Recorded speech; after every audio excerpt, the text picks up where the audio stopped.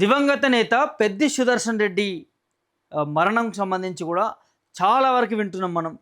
పెద్ది భార్య చెప్పినటువంటి కొన్ని విషయాలు కావచ్చు, అదేవిధంగా మరి నిన్న కేటీఆర్ మాట్లాడినటువంటి కొన్ని విషయాలు కావచ్చు. ఇవాళ మంత్రి మంత్రి పొంగిలేటి శ్రీనివాసరెడ్డి కూడా పెద్ది మరణానికి సంబంధించి, పెద్ది మరణించక ముందు కూడా సంఘటనలకు సంబంధించి కూడా మరి మాట్లాడినట్టుగా తెలుస్తూ ఉంది. మినిస్టర్కి సంబంధించి ఒకసారి మనం ఆ వార్తని చదివినిపించే ప్రయత్నం చేద్దాం. పెద్దిని రాజకీయాలకు వాడుతున్నారు. ఉద్యమకారులకు మీరే ఏనాడు పదవులు ఇవ్వలేదు. సుదర్శన్ ఓడిపోయాక రాజ్యసభ ఎందుకు ఇవ్వలేదు? ఆయన్ను గౌరవించింది కేవలం కాంగ్రెస్సే. బీఆర్ఎస్ కేటీఆర్పై మంత్రి పొంగులేటి శ్రీనివాసరెడ్డి ఫైర్ అయ్యారట. సో పెద్ది సుదర్శన్ రెడ్డి బతుకున్నప్పుడు నిర్లక్ష్యం చేసి చనిపోయాక రాజకీయాల కోసం కేటీఆర్ వాడుకుంటున్నాడని రెవెన్యూ శాఖ మంత్రి పొంగులేటి శ్రీనివాసరెడ్డి పేర్కొన్నారు. 10 ఏళ్ల అధికారంలో ఉన్నప్పటికీ ఉద్యమకారుడు దివంగత పెద్ది సుదర్శన్ రెడ్డికి మంత్రి పదవి ఇవ్వకుండా అనుమానించింది బీఆర్ఎస్ అని గుర్తు చేశారు. సంతోష్, దామోదర్ రావు లాంటి వారికి కూడా రాజ్యసభ పదవులు ఇచ్చిన బీఆర్ఎస్ ఎమ్మెల్యేగా ఓడిపోయిన తర్వాత పెద్దికి రాజ్యసభ కానీ ఎమ్మెల్సీ పదవి కానీ ఎందుకు ఇవ్వలేదు అనేది ప్రశ్నిస్తూ ఉన్నాడు. పెద్దికి వరంగల్ నుంచి హైదరాబాద్కు తరలించేందుకు గ్రీన్ ఛానల్ ఏర్పాటు చేయడమే కాకుండా అంత్యక్రియలు కూడా అధికారిక పోలీసు లాంఛనాలతో నిర్వహించి గౌరవం ఇచ్చింది కాంగ్రెస్ ప్రభుత్వం అనేది వెల్లడించారు. ఉద్యమకారులను ఓట్ల కోసం, రాజకీయ ప్రయోజనాల కోసం వాడుకోవడం, అధికారం, కీలక పదవులన్నిటినీ మరి కల్వకుంట్ల కుటుంబమే అనుభవించడం, ఆ ఫ్యామిలీకి వెన్నతో పెట్టినటువంటి విద్య అంటూ కూడా స్పష్టం చేశారు. మరణాలను సైతం రాజకీయ లబ్ధి కోసం ఉపయోగిస్తూ నీచానికి దిగజారిన బీఆర్ఎస్కు వచ్చే ఎన్నికల్లో తెలంగాణ ప్రజలు మరోసారి గుణపాఠం చెప్పడం ఖాయమనేది పొంగులేటి శ్రీనివాసరెడ్డి నొక్కి చెప్పినటువంటి పరిస్థితి కనిపిస్తూ ఉంది మినిస్టర్. సో ఇక్కడ పెద్దిని రాజకీయంగా బీఆర్ఎస్ పార్టీ వాడుకుంటున్నది అనేది మరి మంత్రి ఆరోపణలు చేస్తున్నటువంటి పరిస్థితి కనిపిస్తూ ఉన్నది. ఎందుకు అనంటే గతంలో 2018లో నర్సంపేట నుంచి పెద్ది సుదర్శన్ రెడ్డి ఎమ్మెల్యేగా పోటీ చేసినప్పుడు ఓడిపోవడం జరిగింది. అప్పుడు బీఆర్ఎస్ పార్టీ అధికారంలో ఉన్నది 2018 నుంచి 2023 డిసెంబర్ ముందు వరకు కూడా. సో అప్పుడు మరి ఎందుకు ఓడిపోయినటువంటి పెద్ది సుదర్శన్ రెడ్డికి 2018లో రాజ్యసభలో అవకాశం ఎందుకు ఇవ్వలేదు? నెంబర్ 1 ప్రశ్నిస్తూ ఉన్నాడు పొంగులేటి శ్రీనివాసరెడ్డి. దానితో పాటు తెలంగాణలో ఉన్నటువంటి ఉద్యమకారులని సెంటిమెంట్ రెచ్చగొట్టి కావాల్సుకొని రాజకీయంగా వాడుకొని ఇవాళ పార్టీ బలోపేతం కోసం ప్రయత్నం చేస్తూ ఉంది. కానీ ఇవాళ ఉద్యమకారుల పేరుతో రాజకీయం చేయడం తగదు అనేది మరి పొంగులేటి శ్రీనివాసరెడ్డి బీఆర్ఎస్ పార్టీకి హెచ్చరికలు జారీ చేస్తున్నటువంటి పరిస్థితి కనిపిస్తూ ఉన్నది. పెద్ది సుదర్శన్ రెడ్డి మరణం విషయంలో చాలా కాంగ్రెస్ పార్టీ కూడా ఎంతో గౌరవంగా ప్రభుత్వ లాంఛనాలతో కూడా చేసింది, అంత్యక్రియలు చేసింది అనే దాన్ని కూడా గుర్తు చేస్తూ ఉన్నారు. దానితో పాటు వరంగల్లో తను ఎప్పుడైతే గుండెపోటుకి గురయ్యాడో ఆ సందర్భంలో కూడా గ్రీన్ ఛానల్ ద్వారా వరంగల్లో ఉన్నటువంటి రోహిణి హాస్పిటల్ నుంచి సికింద్రాబాద్లో ఉన్నటువంటి యశోద హాస్పిటల్కి తరలించేంత వరకు కూడా గ్రీన్ ఛానల్ ద్వారా ప్రభుత్వం ఆమోదం తెలిపింది. ప్రభుత్వం మరి సహకరించడం వల్లనే ఆ గ్రీన్ ఛానల్ రావడం జరిగింది. దాని ద్వారానే మరి గంటన్నర వ్యవధిలో వరంగల్ నుంచి సికింద్రాబాద్కి అంబులెన్స్ రావడం జరిగింది. అంటే దాదాపు 3 గంటలు పట్టేటటువంటి సమయాన్ని కూడా గంటన్నర వ్యవధిలో కూడా తీసుకురావడం జరిగింది. అంటే ఉద్యమకారుల పట్ల కాంగ్రెస్ ప్రభుత్వానికి ఉన్నటువంటి నిబద్ధత, నిజాయితీ కూడా స్పష్టంగా కాంగ్రెస్ పార్టీకే ఉందనేది పొంగులేటి శ్రీనివాసరెడ్డి చెప్తున్నటువంటి పరిస్థితి కనిపిస్తూ ఉన్నాయి. రాజకీయంగా వాడుకోవడం కాదు.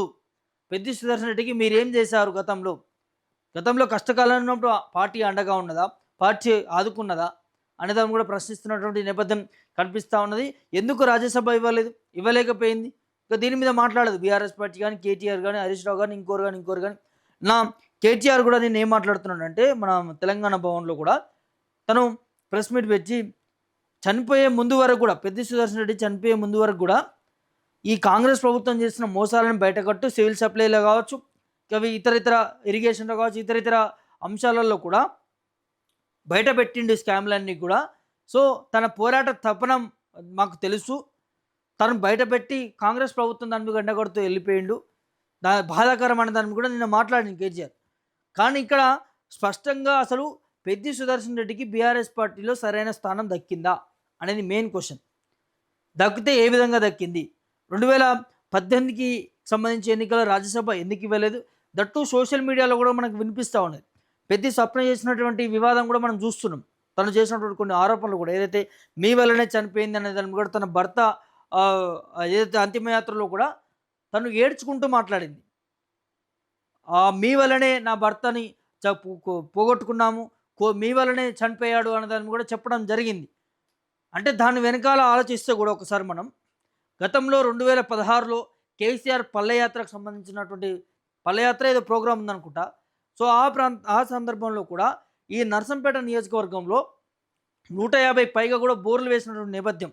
ఆ బోర్‌వెల్స్ సంబంధించిన యజమానులకి ఈ పెండింగ్ బకాయిలు అనేది ఒక చర్చ. పెండింగ్ బకాయిలు క్లియర్ చేయలేదు. అనేక దఫాలుగా పెద్ది సుదర్శన్ దగ్గరికి వెళ్లి, తన దగ్గర వెళ్లి కూడా అడిగినాము, స్పందించలేదు. కేసీఆర్ దగ్గరికి వెళ్లి కూడా అడిగేటటువంటి ప్రయత్నాలు కూడా జరిగాయన్నదాన్ని కూడా దీని వెనకాల వినిపిస్తా ఉంది. సో, మెయిన్‌గా ఈ ఏదైతే బోర్‌వెల్స్ యజమానులు ఎవరైతే ఉంటారో ఆ పెండింగ్ బకాయిలు రాకపోవడంతోని మరి దానివల్ల మరికొంత ఇబ్బందికి లోనయిండా, ఒత్తిడికి గురయిండా అనే దాన్ని కూడా తెలియాల్సిన అవసరం ఉంటుంది. సో, ఏది ఏమైనప్పటికీ కూడా దీని వెనకాల గతంలో ఉన్నది బీఆర్ఎస్ పార్టీయే కదా! నిజంగానే అట్లా జరిగి ఉంటే, నిజంగానే ఈ బోర్‌వెల్స్ సంబంధించిన పెండింగ్ బకాయిలు ఉన్నాయి అని అనుకుంటే 15 కోట్లు ఏమో చెప్తున్నారు. అది మరి గతంలో బీఆర్ఎస్ పార్టీ అధికారంలో ఉన్నప్పుడు దాన్ని చెల్లించొచ్చు కదా! అది ఏ సందర్భంలో తీసుకున్నారు? ఏ సందర్భంలో బోర్ వేసిర్రు? ఏ సందర్భంలో ఒప్పందాలు జరిగాయి? అసలు 150 బోర్లు వేయడానికి కారణం ఏంటి? అప్పుడున్నటువంటి కరువు ఏంటి అనే దాన్ని కూడా తెలియాల్సినటువంటి అవసరం ఉంటది. దీని మీద ఒక స్పష్టత మాత్రం లేదు. సోషల్ మీడియాలో మాత్రం ఇదే వినిపిస్తా ఉన్నది. ఆ బోర్‌వెల్స్ యజమానుల వల్లనే, వాళ్ళ ఒత్తిడి వల్లనే పెద్ది సుదర్శన్ రెడ్డికి తీవ్ర గుండెపోటుకు కారణమైంది అనేది వినిపిస్తా ఉన్నది. ఇది నిజమైతే బీఆర్ఎస్ పార్టీ బహిరంగంగా దీనికి సంబంధించి ముందుకెళ్ళాలి కదా! పెద్ది స్వప్న చేస్తున్న ఆరోపణలకు సంబంధించి కూడా ఆరోపణలో నిజమో అది ఎంతవరకు వాస్తవం ఉందనేది ఇప్పటివరకు బీఆర్ఎస్ పార్టీ దీని మీద స్పష్టంగా మాట్లాడలేదు, ఖండించలేదు, లీగల్గా కూడా ముందుకు పోలేదు. తను అంత ఆవేదనతోని తెలంగాణ ప్రజలంతా కూడా దేశవ్యాప్తంగా చూస్తూ ఉన్నారు. తను మాట్లాడిన ఒక రీల్ ఏదైతే ఉన్నదో, ఒక చిన్న క్లిప్ ఏదైతే ఉన్నదో, మీ వల్లనే చనిపోయిందన్న క్లిప్పు అది సంచలనం సృష్టిస్తూ ఉన్నది. సోషల్ మీడియాలో వైరల్ అవుతా ఉన్నది. మరి ఎందుకు బీఆర్ఎస్ పార్టీ వాళ్ళకి అవి ఆ వీడియో చేరలేదా? లేకపోతే వారు మరి చెప్పుకుంటే వినట్లేదా? ఏం జరుగుతా ఉన్నది? సో, ఇక్కడ మాత్రం పొంగులేటి శ్రీనివాసరెడ్డి మాత్రం కొన్ని కీలక మాటలు మాట్లాడిన వ్యాఖ్యలు చేసిండు. సో, పెద్దికి కాంగ్రెస్ పార్టీయే, ప్రభుత్వమే అండగా ఉన్నది. అంత్యక్రియలు కూడా మరి ప్రభుత్వ లాంఛనాలతో చేపించింది. గ్రీన్ ఛానల్ ద్వారా కూడా సపోర్ట్ చేసింది. తన ప్రాణాలను కాపాడు కోసం ఒక ఉద్యమకారుడిగా, నికాసైనటువంటి ఉద్యమకారుడు ప్రాణాలు కాపాడడానికి సర్వ ప్రయత్నాలు కాంగ్రెస్ పార్టీ చేసిందనే చెప్తున్నారు. దీనికి సంబంధించి బీఆర్ఎస్ పార్టీ నాయకుల దగ్గర సమాధానం ఉందా? లేదా? ఏందనేది కూడా వేచి చూడాల్సినటువంటి అవసరం ఉంటుంది.